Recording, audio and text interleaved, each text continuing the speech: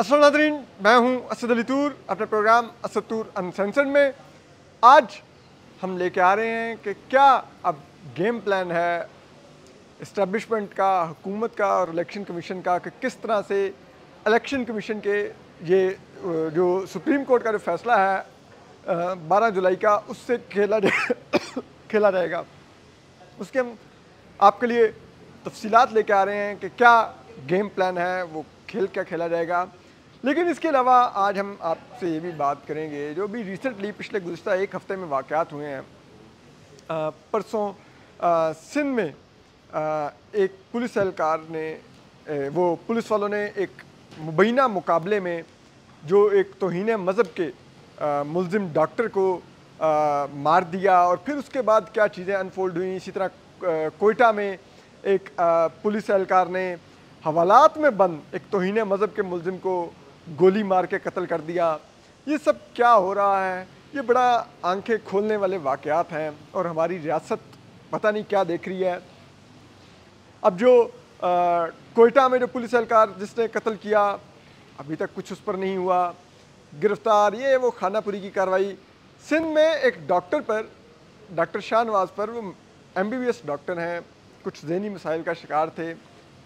वो उनके Facebook account पर कोई तौहीन आमेज़ मवाद शेयर होता है और उसके बाद वो वीडियो करके बताते हैं खुद के उनका जो अकाउंट था फेसबुक का वो हैक हो गया हुआ है। और लेकिन बदस्तूर उनके ख़िलाफ़ जो वहाँ पे जो लोकल मौलवी और ये सब लोग उनके खिलाफ एहतजाज शुरू करते हैं। अब ये लोकल मौलवियों के उस पर पुलिस करती है कि उमरकोट के उस डॉक्टर को कराची से उठाती है। ये डॉन ने रिपोर्ट किया हुआ है, कराची से उठा के ला के उसको एक मुबैना पुलिस मुकाबले में, जो शायद एक जाली पुलिस मुकाबला है, उसको मार देते हैं डॉक्टर को। ठीक है, और फिर डॉक्टर को मारने के बाद जो अगली चीज़ है उससे भी ज़्यादा खौफनाक कि वही जो पुलिस का SP, SHO और दीगर एहलकार हैं, वो मौलवी उनके दफ्तर में जमा हुए हैं, उनको फूलों के हार पहना रहे हैं कि आपने मावराए अदालत किसी का कत्ल किया है। और जो लोकल मुबैना तौर पे जो MNA है, पिक्चर्स में तो वो बहुत सिमिलरिटी है और लोग दावा भी कर रहे हैं कि जो पीपल्स पार्टी के MNA हैं वो भी गए हुए हैं उस पुलिस वाले को हार पहनाने के लिए, गुलदस्ता लेकर के कि तुमने एक बंदे को मावराए अदालत मार दिया है। ठीक है, अगर कोई तौहीन अदालत का मुल्जिम है, तौहीन मज़हब का मुल्जिम है, तो भाई मामला चला जाता ना कोर्ट के अंदर, सज़ा हो जाती, सब कुछ हो जाता ये। और फिर बात यहाँ नहीं रुकती, उस मुबैना मुल्जिम की जो डेड बॉडी होती है, जिसको पुलिस ने एक मुबैना जाली मुकाबले में मारा है, ठीक है, वो डेड बॉडी उसके वर्सा के हवाले की जाती है। वर्सा अपने आबाई गांव डेड बॉडी लेके जा रहे होते हैं तो रास्ते में फिर हजूम एक हमला कर देता है। वो बेचारे उनसे डेड बॉडी छीनने की कोशिश करता है, वो वहाँ से वापस डेड बॉडी लेके भागते हैं। फिर वो एक गाड़ी में छुपा कर डेड बॉडी लेके जा रहे होते हैं दफनाने के लिए। फिर रास्ते में एक और जगह पर हजूम उनको घेर लेता है, उनसे डेड बॉडी छीनता है और उस डेड बॉडी को आग लगाता है। ठीक है, ये है वो पाकिस्तान। अभी गुज़िश्ता दिनों स्वात में कालाम में इसी तरह एक शख्स को तौहीन मज़हब का इल्ज़ाम लगाकर कत्ल कर दिया गया। इसी तरह हजूम ने उसकी जिसे कहते हैं वो जो डेड बॉडी थी उसको मतलब मार के पहले उसको मारा और फिर उसको आग लगाई।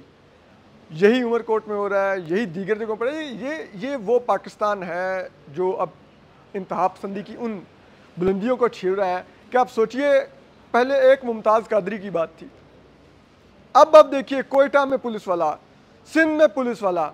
भाई कितने आपको और चाहिए होंगे जब आपकी रियासत के अंदर ये इंतहा पसंदी इस लेवल पर पेनिट्रेट कर जाए, तो उस मुल्क का क्या मुस्तकबिल होगा। जहाँ पर चाइनीज़ आपको कहते हो कि भाई हम किस लिए इन्वेस्टमेंट लाएं, ये मॉब वायलेंस क्या कर रहे हैं आप लोग, ठीक है, ये मॉब लिंचिंग के वाक़यात क्यों हो रहे हैं। जहाँ पर सऊदीज़ वो जिसे कहते हैं ना, वो माही सानू नहर वाले पुल से बुला के किधर और चला गया, वो मोहम्मद बिन सलमान ने अपना पूरा मुल्क मॉडर्न करना शुरू कर दिया, क्लब्स खोल दिए, सब कुछ कर दिया। वो मोहम्मद बिन सलमान, सऊदीज़ भी पाकिस्तान से सवाल कर रहे हैं कि भाई आप हमें कह रहे हैं इन्वेस्टमेंट करें, लेकिन किस चीज़ की इन्वेस्टमेंट करें। ये जो मॉब लिंचिंग होती है, जो आप लोगों को जला रहे हैं मज़हब के नाम पर, ये क्या है। वो इफ्तिखार आले साहब ने ठीक कहा था कि रहमत सैयद लोलाक पे है कामिल ईमान, उम्मत सईद उल-उलाक से खौफ आता है, ठीक है। तो वो हज़रत मोहम्मद सल्लल्लाहु अलैहि वसल्लम की तो हम मानने वाले हैं, लेकिन आप उनके नाम लेवा अगर ये काम कर रहे होंगे तो उस मुल्क के अंदर कौन आएगा कि जहाँ पर मज़हब के नाम पर अब लोगों को ज़िंदा जलाने लग जाएं, या उनकी डेड बॉडीज भी ना छोड़ें, वो भी गाड़ियों से निकाल के डिग्गी में छुपाई और निकाल के जला रहे हों, तो फिर उस मुल्क का क्या मुस्तकबिल है? उस मुल्क की रियासत की क्या तरजीहात हैं? उस मुल्क की रियासत की ये तरजीहात हैं कि आप यहाँ पर बैठ के सियासत में अपना किरदार अदा करने लगे हुए हैं। आपको ये पड़ी हुई है कि हम किसी तरह फ़लाँ जमात को बाहर रखना है, फ़लाँ जमात को तोड़ना है, फ़लाँ जगह पे गवर्नर राज लगाना है, फ़लाँ सुप्रीम कोर्ट का फैसला नहीं मानना है, उसके लिए ये खेल खेलना है, ठीक है। एजेंसियाँ कुछ कर रही हो, फलाना कुछ कर रहा हो, तो फिर उस मुल्क के अंदर क्या बचेगा? आप बताइए, वहाँ पर कौन बैरूनी सरमायाकारी लाएगा? वो मुल्क को आप कैसे अनारकी से बचाएंगे? उस मुल्क में आप कैसे अमन लाएंगे? उस मुल्क में फिर टीटीपी जैसी तंजीमों को कैसे सेफ हेवन्स नहीं मिलेंगी? कैसे उनको लोकल हैंडलर्स नहीं मिलेंगे? क्योंकि वो भी मज़हब का नाम इस्तेमाल करके पाकिस्तान में सारी दहशतगर्दी कर रहे हैं। हमारे army chief general Asim Munir साहब वैसे तो हर उसमें अपनी स्पीच के अंदर वो कुरानी आयात पढ़ने लग जाते हैं, लेकिन सर ये जिन मौलवियों का बुला के एड्रेस कर रहे थे, कभी आपने GHQ में बुलाया होता है, कभी आप यहाँ पर कन्वेंशन सेंटर में उनसे खिताब कर रहे होते हैं, आपको लगता है कि ये आपको सुन रहे हैं? ये बिल्कुल नहीं सुन रहे, दे आर पासिंग टाइम। बल्कि इनके वो तो आपके अंदर अपना एक लाइक माइंडेड नज़र आ रहा है कि ओ ये भी हमारी तरह बहुत आयात पढ़ रहे हैं, तो इनके दौर में तो हम जो कुछ मर्जी कर गुजरें। इसीलिए कभी ये ईद के ऊपर कुछ इन्होंने खड़ा किया होता है, कभी कुछ कर रहे होते हैं। इधर सुप्रीम कोर्ट के चीफ जस्टिस के खिलाफ ये आगे, जिस किस्म का उन्होंने सुप्रीम कोर्ट के कोर्ट रूम नंबर 1 में सब कुछ किया, आपका एक चीफ जस्टिस वल्नरेबल हो गया उनके आगे। ये है वो पाकिस्तान जिससे आप जिसे कहते हैं ना खौफ आता है कि यहाँ पर आप इन तजादात को भी एड्रेस करेंगे ना, तो आपको मालूम नहीं है कि कल कोई आपके ऊपर कोई तौहीन मज़हब का इल्ज़ाम लगा दे, कोई आपके ईमान के ऊपर सवाल उठा दे। हालांकि हम अपने ईमान के लिए ऊपर वाले को जवाब दें हैं, जो रोज़े मैशर हमने देना है। अगर कोई हमने गलत किया होगा तो हम रोज़े मैशर खुदा को नहीं चीट कर सकते, वो हमसे हमारे किए का हिसाब ले लेगा। और ना ही खुदा ने अपना काम यहाँ पे नीचे मौलवियों को आउटसोर्स कर दिया कि वो हमें सर्टिफिकेट देते फिरें कि ये अच्छा मुसलमान है और ये नहीं है, और इसको जला दो और इसको मार दो और इसको काट दो और इसको लटका दो। ये सर्टिफिकेट इनके पास कहाँ से आ गए? बहरहाल, लेकिन इसी रियासत में तरजीहात क्या हैं? तरजीहात ये हैं कि अब सुप्रीम कोर्ट के उस वजाहती 4 पेजेस के लेटर के बाद भी, जिसमें कहा गया इलेक्शन कमीशन को कि आप फौरी तौर पे हमारे फैसले पर अमल दरामद करें और मज़ीद ताख़ीर नहीं करेंगे, और आप उन जो 41 मेंबरान हैं उनका नोटिफिकेशन करें, और इलेक्शन कमीशन को नताइज से भी आगाह किया गया है, उनको वार्निंग दी गई है। लेकिन वो इलेक्शन कमीशन अब बैठा पिछले इतने दिनों से इस बात पे डेलिब्रेशंस कर रहा है कि हमने ये इनका जारी करना है नोटिफिकेशन के नहीं, और क्या ये फैसला आईनी है कि नहीं, और क्या ये वजाहत बनती थी कि नहीं, ठीक है। और ऊपर से जो स्पीकर कौमी असम्बली हैं वो मौसूफ अयाज सादिक साहब ख़त लिख रहे हैं कि आप हमारे इलेक्शन एक्ट की रोशनी में जो हमने तरमीम की है, आप इनका नहीं नोटिफिकेशन कर सकते PTI के मेम्बरान का, और अब आप जो मखसूस नशिस्तें हैं उसको इस बुनियाद पर आप हमारे लिए तय करें। ये बात एक ऐसी आइनी रियासत में हो रही है। और फिर मैं कहूँगा कि जो ममालिक होते हैं, जो रियासतें होती हैं, वो एक आइनी स्कीम के तहत चलती हैं, कवानीन के तहत चलती हैं। जब ये तमाम मुकम्मल ब्रेक डाउन हो जाएगा तो फिर वो उमरकोट जैसे वाक़यात ही होंगे, ठीक है, कि पुलिस वाले जाली मुकाबलों में मार रहे होंगे लोगों को और बाहर जाकर लोग उनको हार पहना रहे होंगे कि बहुत अच्छा किया, ठीक है। तो जब आप इस नोयत की लॉ लेस्टस एक मुल्क में हो रही है जहाँ पे एक चीफ जस्टिस तक को ब्लैकमेल किया जा सकता हो, वहाँ पे फिर आप इलेक्शन कमीशन से भी यही उम्मीद रखें, फिर आप जिसे कहते हैं स्पीकर कौमी असम्बली से भी यही उम्मीद रखें कि वो अब इलेक्शन कमीशन को कह रहा था। अब गेम ये है, गेम ये खेल रहे हैं कि अब अगर मौलाना फजल रहमान साहब वाला कार्ड हाथ से निकल गया और वो उस तरह से हाथ में नहीं आ रहे, वकील आंखें दिखा रहे हैं, तो अब ये गौर किया जा रहा है कि किसी तरह से मखसूस नशिस्तों के मामले पर अब इतना ब्लैकमेल किया जाए और इतना दबाव बढ़ाया जाए। हमने याद करें बिल्कुल जुलाई के एंड में ये खबर दी थी कि इस्टेब्लिशमेंट का ये डिसीजन है कि सुप्रीम कोर्ट के जजेस को थकाना है, फैसले पर अमल दरामद नहीं करना, जितने रोड़े अटका सकते हैं अटकाएं। तो अब फैसले को आए हुए 2 माह से ज़्यादा का वक्त हो गया, लेकिन अभी तक फैसले पर अमल दरामद नहीं हो रहा। तो अब स्कीम ये है कि इतना ब्लैकमेल किया जाए, इतना डराया जाए कि उसके बदले में ये डील तय की जाए। 2 चीज़ों पर डील मांगी जा रही है। एक, इस्लामाबाद हाई कोर्ट के जजेस को फिक्स करने दिया जाए, उसमें सुप्रीम कोर्ट फ्रीक नहीं बनेगी, ठीक है।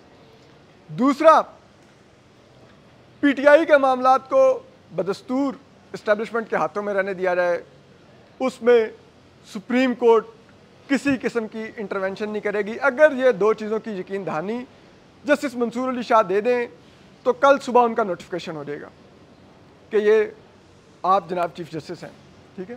क्योंकि सबसे ज़्यादा गुस्सा इस वक्त इस्लामाबाद हाई कोर्ट के जजेस पर है, उनको फिक्स करने की हर मुमकिन कोशिश की जाएगी और उसी के लिए वो ट्रांसफ़र वाला भी लाया जा रहा है कि किसी तरह से उनकी पोस्टिंग एंड ट्रांसफ़र हों, ठीक है।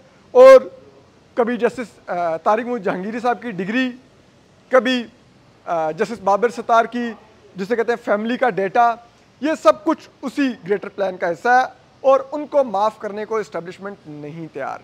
लेकिन क्या वो ये कर सकते हैं, इसका आपको पैमाना कल होने वाले लॉयर्स कन्वेंशन की मीटिंग से मिलना चाहिए, जो लाहौर में हुआ, जहाँ पर जो तकारीर हुई, जो गो काजी गो के नारे लगे, ठीक है। आपको उससे उसका मूड पता चल जाना चाहिए कि इस्टेब्लिशमेंट के लिए मुमकिन नहीं होगा।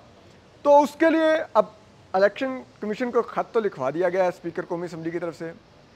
इलेक्शन कमीशन पर वही कि उनको इस्तेमाल करना है तो उनको पहले जवाब मुहैया किया जाए। दूसरी तरफ से एक पटिशन भी दायर करवा दी गई है इलेक्शन कमीशन में कि जी आप रिज़र्व सीटें नहीं पीटीआई को दे सकते, आप हमें दें, ठीक है। अब इलेक्शन कमीशन सो कॉल डेलिब्रेशन कर रहा है और अब कहा जा रहा है कि कोई सरप्राइज़ देगा इलेक्शन कमीशन, और वो सरप्राइज़ मुमकिना तौर पर यही मखसूस नशिस्तों के मामले के ऊपर कोई नोटिफिकेशन होगा, कोई 12 जुलाई के फैसले का कोई ना कोई जवाब दिया जाएगा जब वो वजाहत आई है उसका। लेकिन फिर हम कहेंगे कि असल ट्रिप का पत्ता अभी भी सुप्रीम कोर्ट में मौजूद है, और वो है वो 12 जुलाई का तफसीली फ़ैसला जो इन 8 जजेस के पास है। और वो फ़ैसला जब आ गया तो फिर शायद हो सकता है ये सब के सब धरे के धरे रह जाएं, सब के सब धरे के धरे रह जाएं, ठीक है। इलेक्शन कमीशन, हम आपको बड़ी जिम्मेदारी से कह रहे हैं, ये जो कुछ कर रहा है तौहीन अदालत के अलावा ये आर्टिकल 6 के ज़ुमरे में भी आ रहा है, ठीक है, कि आप आइन पर और सुप्रीम कोर्ट के एक फ़ैसले पर अमल दरामद नहीं कर रहे। आइन की शिक 106 और 51 पे, ठीक है। और इसी तरह जो हुकूमत है, जो स्पीकर है, जो गिमिक्स वो कर रहे हैं, स्पीकर का ऑफिस नो डाउट इंडिपेंडेंट होता है, उसको बहुत तहफ़्फ़ुज़ हासिल है, लेकिन अगर स्पीकर का ऑफिस भी कोई गैर आइनी काम करेगा तो सुप्रीम कोर्ट उसको स्ट्राइक डाउन कर देगी, जैसा कि जो डिप्टी स्पीकर कासिम सूरी थे, जब उन्होंने रूलिंग दी कि वोट ऑफ नो कॉन्फिडेंस नहीं हो सकता तो इसी सुप्रीम कोर्ट ने स्ट्राइक डाउन किया, उसको आइनी तहफ़्फ़ुज़ नहीं मिला।